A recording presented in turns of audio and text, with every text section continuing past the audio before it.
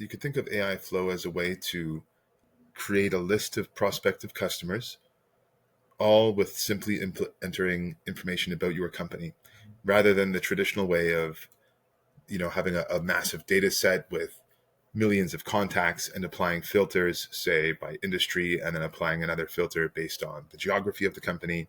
Something that you might see in something like LinkedIn Sales Navigator or Apollo. We do have that capability as well under our data, but we've found, because we have hundreds of data points on our customers, and there's hundreds of data points on those customers out there in the web, that it's actually more effective to use artificial intelligence to apply those filters for you, because there's so many ways to build a list. And often as people, we run into old habits, and using that traditional way of applying filters and building your list out that way, it's just not as effective at identifying your ideal customers. So let's start by creating a new AI flow here. And what I'm going to do is I'm going to create a new AI flow. I'm going to start by entering the ICP, or the ideal customer profile, the description of my customer. So as a use case, we'll be creating an AI flow from the perspective of Whirlwind Enterprises, which is a third-party logistics company. So pretend I'm the sales manager at Whirlwind Enterprises. I'd come over to my ICP and enter into here who my customers are. So I'm going to write that as Whirlwind Enterprises, I serve primarily manufacturing companies. And by that, I mean, I, sell trucking to these companies, but I also work with these companies to move their goods around, right? So that's what I do as a third-party logistics company. So I'm just going to take my ideal customer profile. I've pre-written it, and I'm just going to copy and paste it here. So this is just saying, these are the customers. I want to find more of these kinds of customers, right? I want to find more automotive and heavy metal machinery companies, more steel companies, modular construction companies, chemical companies, and so on. I want to find these companies because I provide trucking to these companies, right?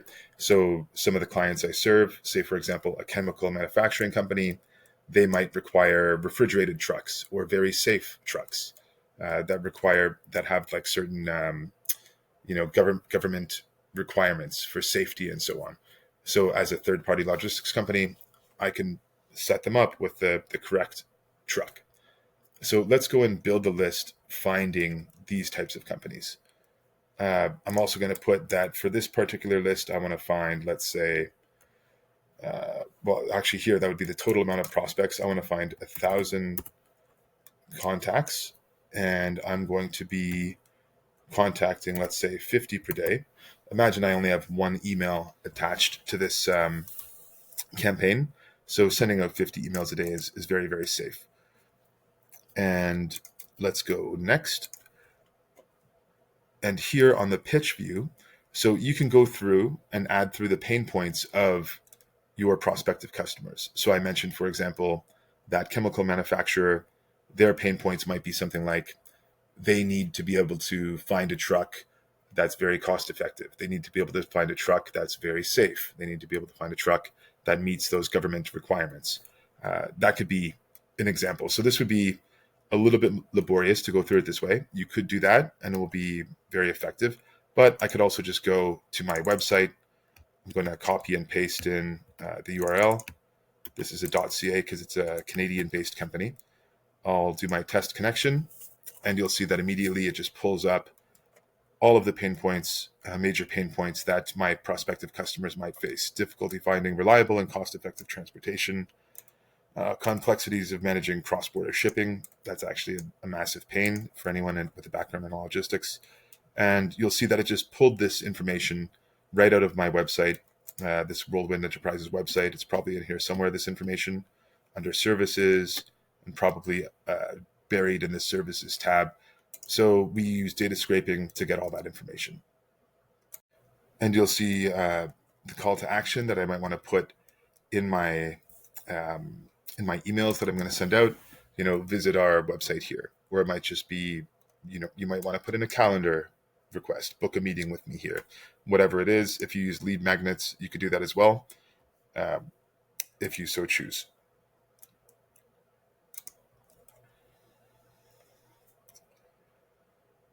And this research tab, so as you can see, as soon as I click next, it's generating some data. So what this is doing is it's searching through our data set, it's searching the web, using the AI to basically build out a list of prospective customers. And you'll see here I have the person's name. We have access to their email, to their phone numbers, to their companies, their job within that company.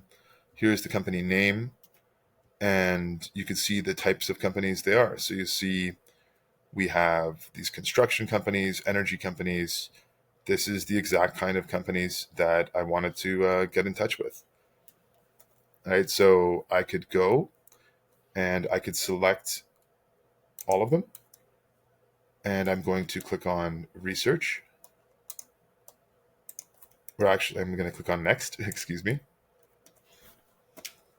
And you'll see that immediately it's going to build an example email, right? So here's the prompt that I would enter. You'll see that it's being generated automatically because it's using that information that I put in to my targeting and pitch sections, right? So it's actually going to generate a prompt, which is then going to put out an email, and then we can see a preview of the email too, right? So let's see what the preview of the email actually looks like.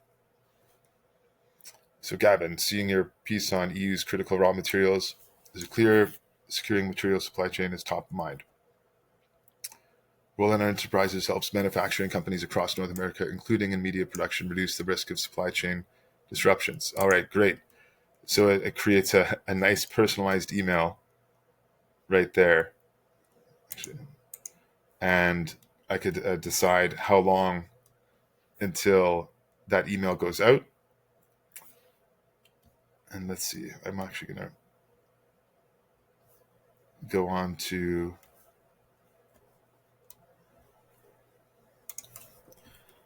and there you'll see the second step. We could say wait 1 week and then send the second email. And here is the prompt and the preview of the subject line and the preview of the content of the email.